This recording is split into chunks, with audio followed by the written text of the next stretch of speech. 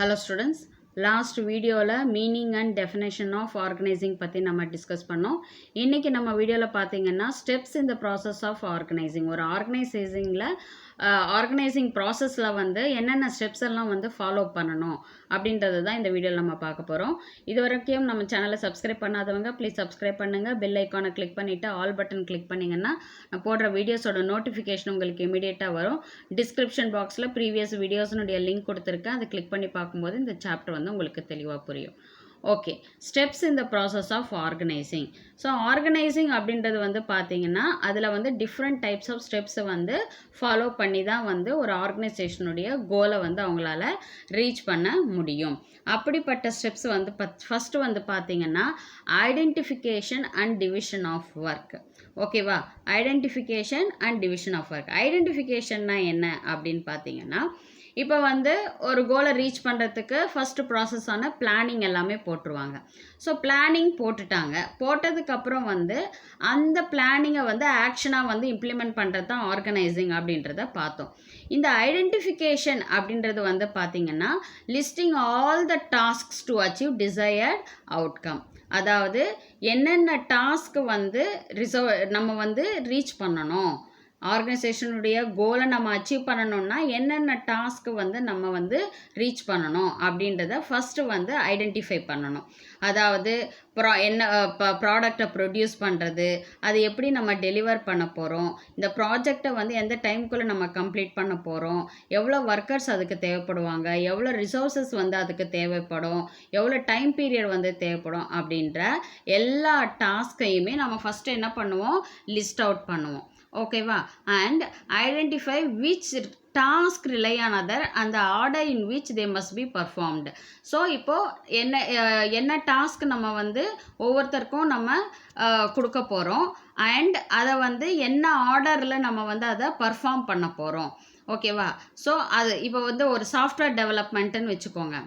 ஒரு சாஃப்ட்வேர் டெவலப்மெண்ட்டை வந்து நம்ம வந்து ஒரு ப்ராஜெக்ட் பண்ணுறோம் அப்படின்னா ஃபஸ்ட்டு இன்ஃபர்மேஷன்ஸை நம்ம என்ன பண்ணுவோம், கேதர் பண்ணுவாங்க அண்ட் அதை வந்து கோடிங்காக வந்து கன்வெர்ட் பண்ணுவாங்க. அதுக்கப்புறம் வந்து டெஸ்டிங்னா என்ன, குவாலிட்டியை செக் பண்ணுறது. ஓகேவா, அதுக்கு அடுத்தது வந்து டாக்குமெண்டேஷன் ப்ராசஸ்க்கு போகும். ஸோ ஒரு ஆர்டராக ஒரு சீக்வன்ஸாக வந்து எப்படி கொண்டு போகிறது அப்படின்றத ஐடென்டிஃபை பண்ணுறது தான் ஐடென்டிஃபிகேஷன். ஓகேவா, அடுத்தது வந்து பார்த்திங்கன்னா டிவிஷன் ஆஃப் ஒர்க்னால் என்ன, பெரிய ஒரு வேலையை ஸ்மாலர் ஒர்க்ஸாக வந்து நம்ம என்ன பண்ணுறோம், கன்வெர்ட் பண்ணுறோம். ஓகேவா, பிரேக் பண்ணுறோம் பெரிய ஒர்க்கை வந்து பிரேக் டவுன் பண்ணி அதை வந்து ஸ்மாலர் டாஸ்க்ஸாக வந்து ஒவ்வொருத்தருக்கும் நம்ம வந்து டிவைட் பண்ணி கொடுக்க போகிறோம். ஓகேவா, அப்படி கொடுக்குற பட்சத்தில் என்ன ஆகும் அப்படின்னு பார்த்தீங்கன்னா ஒர்க்கை வந்து ஸ்ப்ளிட் பண்ணி ஒரு இண்டிவிஜுவல் பர்சனுக்கோ இல்லை குரூப் ஆஃப் பீப்புளுக்கோ நம்ம என்ன பண்ணுறோம், டிவைட் பண்ணி கொடுக்குறோம். டிவைட் பண்ணிவிட்டு அவங்களுக்கான டாஸ்க்கை நம்ம கொடுத்துட்றோம். இதை நீங்கள் வந்து கம்ப்ளீட் பண்ணி கொடுத்துடணும் அப்படின்ட்டு நம்ம வந்து அதை ஸ்ப்ளிட் பண்ணி கொடுக்கும் பொழுது எல்லாருமே வந்து அவங்கவுங்களுக்கான ஒர்க்கை வந்து பர்ஃபெக்டாக பண்ணுவாங்க இல்லையா. அவங்கவுங்களுக்கான ஒரு குறிப்பிட்ட ஒரு ஸ்பெஷலைஸ்டு ஒர்க்கை தான் வந்து அவங்களுக்கு கொடுப்பாங்க. அப்படி இருக்கிற பட்சத்தில் அவங்க வந்து அந்த ஒர்க்கை வந்து சரியான முறையில் பர்ஃபெக்டாக குவாலிட்டியாக வந்து அவங்களோட ஒர்க்கை பண்ணும் பொழுது ஆட்டோமேட்டிக்காக ஆர்கனைசேஷனுடைய கோலை வந்து அவங்களால ஈஸியாக ரீச் பண்ண முடியும். ஓகேவா, ஒரே ஆள் வந்து எல்லா வேலையும் செய்கிறது அப்படின்றத விட அந்த ஒர்க்கை டிவைட் பண்ணி கொடுக்கும் பொழுது ஆப்வியஸ்லி எல்லா ஒர்க்குமே வந்து சக்ஸஸ்ஃபுல்லாக வந்து கம்ப்ளீட் ஆகும். ஓகேவா, இப்போ வந்து பார்த்திங்கன்னா இப்போ ஒரு ஹாஸ்பிட்டல்னே எடுத்துக்கோங்க. அங்கே யாரெல்லாம் இருப்பாங்க, டாக்டர் அவரோட வேலையை பார்ப்பார், நர்ஸ், லேப் டெக்னீஷியன்ஸ், ஒவ்வொருத்தருக்கும் வந்து ஒவ்வொரு டாஸ்க்கு ஒவ்வொரு ஒர்க்கும் வந்து கொடுப்பாங்க இல்லையா. இப்போ பிரின்சிபலுக்கு ஸ்கூல் ஹெட்மிஸ்ட்ரஸ்க்கு ஒரு ஒர்க் இருக்கும் அண்ட் ஸ்கூல் டீச்சர்ஸ்க்கு வந்து ஒர்க் இருக்கும், அட்மினிஸ்ட்ரேஷனை பார்க்குறவங்களுக்கு ஒரு ஒர்க் இருக்கும், அட்மிஷன்ஸை பார்க்குறவங்களுக்கு ஒரு ஒர்க் இருக்கும் இல்லையா. இல்லை வந்து கன்சல்ட்டிங்க்கு வந்து இருக்கிற ஸ்டாஃபுக்கு ஒர்க் இருக்கும். ஸோ இந்த மாதிரி அவங்கவுங்களுக்கான ஒர்க்கை வந்து ஸ்ப்ளிட் பண்ணி கொடுக்கும் பொழுது ஆட்டோமேட்டிக்காக அவங்களுடைய ஆப்ஜெக்டிவை ஈஸியாக ரீச் பண்ண முடியும். இதுதான் வந்து பார்த்திங்கன்னா identification and division of work அப்படின்னு சொல்கிறாங்க. ஓகேவா? ஸோ இதனால் என்ன ஆகும் அப்படின்னா டூப்ளிகேஷன் ஆஃப் ஒர்க் அப்படின்றது வந்து இருக்காது. ஒரு வேலையை திரும்ப செய்கிறது அந்த மாதிரியான ஒரு ப்ராப்ளம் எல்லாம் வந்து இதில் க்ரியேட் ஆகாது. டிவிஷன் ஆஃப் ஒர்க்கை நீ ஸ்ப்ளிட் பண்ணி கொடுத்துரும் பொழுது அவங்கவுங்களுக்கான வேலையை தான் அவங்க செய்வாங்க. ஸோ செஞ்ச வேலையை திரும்ப செய்யக்கூடிய வாய்ப்பு வந்து அந்த இடத்துல வந்து கிடையாது அப்படின்னு சொல்கிறாங்க. இதுதான் identification and division of work. And departmentalization அப்படின்னா ஒன்ஸ் வந்து நம்ம ஒர்க்கை வந்து ஒரு ஸ்மால் ஒர்க்காக வந்து நம்ம டிவைட் பண்ணி கொடுத்துட்டோம் அப்படின்னா மேனேஜர்ஸ்க்கு வந்து ஈஸியாக ஒவ்வொருத்தருடைய ஆக்டிவிட்டீஸையும் அவங்களால வந்து கண்காணிக்க முடியும். ஓகேவா? மேனேஜ் பண்ண முடியும்.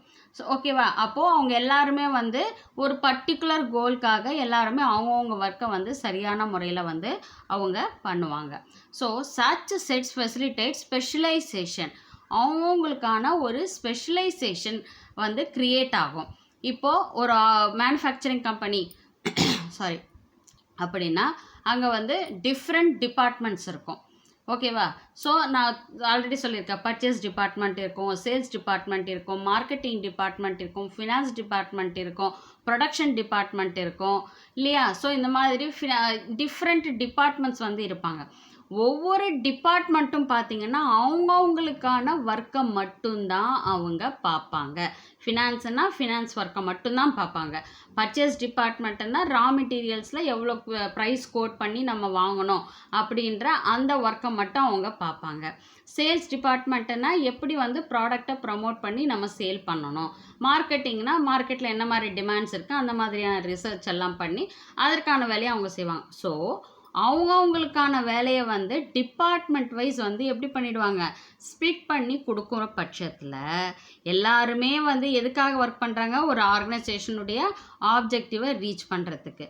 அந்த ஒர்க்கை ரீச் பண்ணுறதுக்கு ஒர்க்கை வந்து என்ன பண்ணுறாங்க, ஸ்ப்ளிட் பண்ணி கொடுத்துடுறாங்க.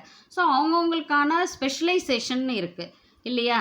ஸோ ஸ்பெசிஃபிக்கான அவங்கவுங்களுக்கான ஸ்கில்ஸ் செட்டுக்கு ஏற்ற மாதிரி ஒர்க்கை வந்து டிவைட் பண்ணி கொடுக்கும் பொழுது ஆட்டோமேட்டிக்காக அவங்க வந்து அவங்க ஒர்க்கை பர்ஃபெக்டாக பண்ணிடுவாங்க. இதுதான் நம்ம என்ன சொல்கிறோன்னா டிபார்ட்மெண்டலைசேஷன் அப்படின்னு சொல்கிறோம்.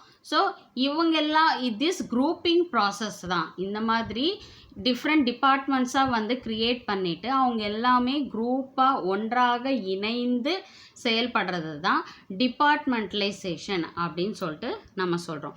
ஸோ இதனால் வந்து என்ன பெனிஃபிட் அப்படின்னு வந்து பார்த்திங்கன்னா, அதாவது அவங்க ஒரு ஸ்ட்ரீம் லைனாக அவங்களால வந்து அவங்களோட ஒர்க்கை வந்து ஒர்க் பண்ண முடியும். டூப்ளிகேஷன் ஆஃப் ஒர்க் வந்து அந்த இடத்துல வந்து இருக்காது. ஓகேவா? அதே போல் வந்து பார்த்திங்கன்னா ஒவ்வொரு எம்ப்ளாயீஸையும் வந்து அவங்களுடைய ஸ்பெசிஃபிக் டாஸ்க், அவங்களுக்குன்னு கொடுக்கப்பட்ட டாஸ்க்கு, ஓகேவா, அவங்களுடைய ஸ்கில் செட்டுக்கு ஏற்ற மாதிரி தான் அந்த டாஸ்க்கை கொடுத்துருப்பாங்க. ஸோ அதில் மட்டுமே அவங்க வந்து ஃபோக்கஸ் பண்ணக்கூடிய ஒரு வாய்ப்பு வந்து ஏற்படும். அண்ட் கோஆர்டினேட்டிவாக ஒருத்தருக்கு ஒருத்தர் வந்து சரியான முறையில் கம்யூனிகேட் பண்ணிக்கிட்டு டிஃப்ரெண்ட் டிபார்ட்மெண்ட்ஸ் இருக்கும். ஒவ்வொருத்தரும் வந்து சரியான முறையில் கம்யூனிகேட் பண்ணிக்கிட்டு எந்தெந்த ஒர்க்கு எந்தெந்த டைமில் போயிட்டுருக்கா அப்படின்றத கம்யூனிகேட் பண்ணுறதுக்கு வந்து பார்த்திங்கன்னா இந்த ஆர்கனைசிங் அப்படின்ற இந்த டிபார்ட்மெண்டலைசேஷன் அப்படின்றது வந்து ஹெல்ப்ஃபுல்லாக இருக்குது. அதே போல் பார்த்திங்கன்னா மேனேஜர்ஸ் வந்து சரியான முறையில் ஒர்க்கை வந்து மானிட்டர் பண்ண முடியும். ஓகேவா? ஒவ்வொரு டிபார்ட்மெண்ட்டினுடைய ஒர்க்கையும் கண்ட்ரோல் பண்ண முடியும். ஓகேவா? ஸோ பெட்டர் கண்ட்ரோல் அப்படின்றது வந்து இந்த டிபார்ட்மெண்டலைசேஷனில் வந்து பாசிபிலிட்டி வந்து இருக்குது. அதே போல் ரோல்ஸ் அண்ட் ரெஸ்பான்சிபிலிட்டிஸ் ஒவ்வொரு டிபார்ட்மெண்ட்டுக்கும் வந்து பார்த்திங்கன்னா அவங்களுக்கான ரோல்ஸ் அண்ட் ரெஸ்பான்சிபிலிட்டிஸ் வந்து ஸ்ப்ளிட் பண்ணி கொடுத்துருவாங்க. ஸோ அதற்கேற்ப அவங்க என்ன பண்ணுவாங்க, அந்த ஒர்க்கை வந்து அவங்க பண்ணுவாங்க. அதுக்கு அடுத்தது ஆட்டோமேட்டிக்காக என்ன ஆகும், இந்த கண்டிப்பாக ஆர்கனைசேஷனுடைய க்ரோத்துக்கும் டெவலப்மெண்ட்டுக்கும் ஹெல்ப்ஃபுல்லாக இருக்கும். ஸோ இதுதான் வந்து பார்த்திங்கன்னா டிபார்ட்மெண்டலைசேஷன். ஓகே, அடுத்தது வந்து பார்த்திங்கன்னா assignment of duties. So assignment of duties அப்படின்னா என்ன, அவங்கவுங்களுக்கான ஸ்கில் செட்டுக்கு ஏற்ற மாதிரி அவங்களுக்கான ஒரு ஒர்க்கை வந்து கொடுக்கறது. It is necessary to define the work of different job positions and accordingly allocate work to various employees. இப்போ ப்ரொடக்ஷனில் ஒர்க் பண்ணுறாங்க அப்படின்னா அவங்களுக்கு ஸ்பெசிஃபிக்காக ஒரு சில இதில் எக்ஸ்பீரியன்ஸ் இருக்கும். ஓகேவா? ஸோ அந்த மாதிரி இருக்கவங்கள ப்ரொடக்ஷன் டிபார்ட்மெண்ட்டில் போடுவாங்க. இன்கேஸ் வந்து பார்த்திங்கன்னா அக்கௌண்ட்ஸ் டிபார்ட்மெண்ட்டில் வந்து ஃபினான்ஸ் ரிலேட்டடான ஒரு அவங்களுக்கான குவாலிஃபிகேஷன் இருக்குது அப்படின்னா, ஒர்க் எக்ஸ்பீரியன்ஸ் இருக்குன்னா, அப்போது அவங்கள வந்து ஃபினான்ஸ் டிபார்ட்மெண்ட்டில் வந்து போடுவாங்க. அதே போல் வந்து ஹெச்ஆர் டிபார்ட்மெண்ட் அப்படின்னா அவங்களுக்கான குவாலிஃபிகேஷன் அந்த டிபார்ட்மெண்ட்டில் போடுவாங்க. ஸோ அந்தந்த ஜாப் பொசிஷனுக்கு ஏற்ற மாதிரி சரியான எம்ப்ளாயீஸை வந்து அந்த அந்த அந்த அந்த ஒர்க்கில் வந்து அவங்கள இம்ப்ளிமெண்ட் பண்ணுவாங்க. Once departments have been formed, once departments எல்லாமே நம்ம வந்து ஃபார்ம் பண்ணிட்டோம். ஃபஸ்ட்டு என்ன பண்ணோம், பிளான் முடிஞ்சோன்னா ஆர்கனைசிங் ப்ராசஸ் வந்துச்சு. ஆர்கனைசிங்கில் வந்து ஃபஸ்ட்டு ஸ்டெப் வந்து என்னது, ஐடென்டிஃபை என்ன டாஸ்க்கை வந்து எப்படி ஸ்ப்ளிட் பண்ணி கொடுக்கணும், டிவிஷன் ஆஃப் ஒர்க் எப்படி குரூப் ஆஃப் பீப்புளுக்கு நம்ம டிவைட் பண்ணி கொடுக்க போகிறோம் அப்படின்றது தான் ஃபஸ்ட்டு ப்ராசஸ். அடுத்தது வந்து பார்த்திங்கன்னா அதை டிபார்ட்மெண்ட் வைஸாக நம்ம என்ன பண்ணுறோம், ஸ்ப்ளிட் பண்ணுறோம். ஒன்ஸ் டிபார்ட்மெண்ட்ஸை வந்து நம்ம ஃபார்ம் பண்ணிட்டோம் அப்படின்னா, ஸோ அதுக்கு placed under the charge of an individual, அதற்கான பொசிஷனுக்கு ஏற்ற மாதிரி அந்த எம்ப்ளாயீஸை நம்ம வந்து அந்த இடத்துல ஃபிக்ஸ் பண்ணணும். So jobs are then allocated to the members of each department in accordance to the skills and competencies. அவங்களுடைய ஸ்கில்ஸ் அண்ட் எக்ஸ்பீரியன்ஸ்க்கு ஏற்ற மாதிரி அந்த பொசிஷனில் அவங்கள அலோகேட் பண்ணணும். It is essential for effective performance that a proper match is made between the nature of a job and the ability of an individual. So எப்போ வந்து ஒரு ஒர்க்கை வந்து அந்த ஒர்க்கை ஒரு ஜாபுக்கு ஏற்ற மாதிரியான பர்ஃபெக்ட் பர்சனை வந்து ஒரு இண்டிவிஜுவல் பர்சனை வந்து குவாலிஃபைடாக எக்ஸ்பீரியன்ஸ்டாக இருக்கிற பர்சனை நம்ம அந்த இடத்துல உட்கார வைக்கும் பொழுது ஆட்டோமேட்டிக்காக அந்த ஒர்க்கில் குவாலிட்டி ஆஃப் ஒர்க் அப்படின்றது வந்து அந்த இடத்துல இருக்கும். இப்போ ஒரே பர்சன் வந்து அக்கௌண்ட்ஸ் டிபார்ட்மெண்ட்டை பார்க்கணும், சேல்ஸ் டிபார்ட்மெண்ட் பார்க்கணும், எல்லாத்தையும் பார்க்கணுன்னா முடியுமா? கண்டிப்பாக முடியாது. அப்படி இருக்கிற பட்சத்தில் பர்ஃபெக்டான பர்சன்ஸை அந்தந்த அந்தந்த ஜாபுக்கு ஏற்ற மாதிரி அவங்கள வந்து ஃபில் பண்ணணும். The work must be assigned to those who are best fitted to perform it all. So ஒவ்வொரு இண்டிவிஜுவல் பர்சனையும் வந்து அவங்கவுங்க ஒர்க்குக்கு ஏற்ற மாதிரி அந்த ஸ்கில்டு பர்சன்ஸை அந்த இடத்துக்கு பொசிஷனுக்கு ஏற்ற மாதிரி அவங்கள ஃபிட் பண்ணோன்னா தான் அவங்களுடைய பர்ஃபார்மன்ஸை நம்மளால் வந்து பார்க்க முடியும். அவங்களோட பர்ஃபார்மன்ஸும் குவாலிட்டியாக இருக்கும், ஆர்கனைசேஷனுடைய கோலையும் அவங்களால ரீச் பண்ண முடியும். ஓகேவா? So allocating assignment of duties, ஸ்டாஃப்ஸை வந்து கரெக்டான ஜாபில் அவங்கள ஃபிக்ஸ் பண்ணி அவங்களுக்கான ரெஸ்பான்சிபிலிட்டியை கொடுக்கறது தான் தேர்ட் ப்ராசஸ். அடுத்தது establishing authority and reporting relationships. அதாவது இப்போ வந்து அவங்களுக்கான பொசிஷனுக்கு ஏற்ற மாதிரி நம்ம என்ன பண்ணிட்டோம், அவங்க குவாலிஃபிகேஷன் எக்ஸ்பீரியன்ஸ்க்கு ஏற்ற மாதிரி நம்ம வந்து அவங்க எம்ப்ளாயீஸை நம்ம வந்து அசைன் பண்ணிட்டோம். அடுத்தது வந்து பார்த்திங்கன்னா அவங்களுக்கான அத்தாரிட்டி என்ன, அவங்களுக்கான ரெஸ்பான்சிபிலிட்டி என்ன, எப்படி வந்து ரிப்போர்ட் பண்ணுறது, இது எல்லாம் தான் அடுத்த ப்ராசஸ். ஓகேவா? So merely allocating work is not enough. ஒரு ஒர்க்கை நம்ம வந்து இவங்களுக்கு நம்ம சொல்லிட்டா மட்டும் பத்தாது, பட் அவங்களுக்கான ரோல்ஸ் அண்ட் ரெஸ்பான்சிபிலிட்டிஸ் என்ன, அத்தாரிட்டி என்ன, அதிகாரங்கள் என்ன அப்படின்றதையும் அவங்களுக்கு நம்ம சொல்லணும். So each individual should also know who he has to take orders from and whom to he is accountable. எப்படி வந்து நம்மளுடைய ஒர்க்கை ஒருத்தவங்கிட்டேருந்து நம்ம வாங்கணும், அதை எப்படி நம்ம வந்து பர்ஃபார்ம் பண்ணி ரிப்போர்ட் பண்ணணும். ஓகேவா? இப்போ வந்து மேனேஜர்ஸ் வந்து என்ன பண்ணுவாங்க, இந்த டாஸ்க்குன்னு ஃபிக்ஸ் பண்ணிவிட்டு அந்த ஸ்டாஃப்ஸை அந்த பொசிஷனில் உட்கார வச்சுட்டு அவங்களுக்கான ஒர்க் என்ன அப்படின்றத கொடுத்துருவாங்க. ஓகேவா? அந்த ஒர்க்கை வந்து சரியான முறையில் அவங்க ஒர்க் பண்ணிவிட்டு அதுக்கான ரிப்போர்ட்டையும் வந்து அவங்க கொடுக்கணும். இதுதான் ஒவ்வொரு இண்டிவிஜுவல் எம்ப்ளாயினுடைய ஒர்க்காக வந்து இருக்குது. So the establishment of such clear relationship help to create a hierarchical structure and helps the coordination amongst the various departments. So ஆட்டோமேட்டிக்காக ஒவ்வொரு டிபார்ட்மெண்ட்டுக்குமான ஒர்க்கை கொடுக்கும் பொழுது பர்ச்சேஸ் டிபார்ட்மெண்ட் முடித்த உடனே ப்ரொடக்ஷன் டிபார்ட்மெண்ட் முடித்த உடனே சேல்ஸ் டிபார்ட்மெண்ட்.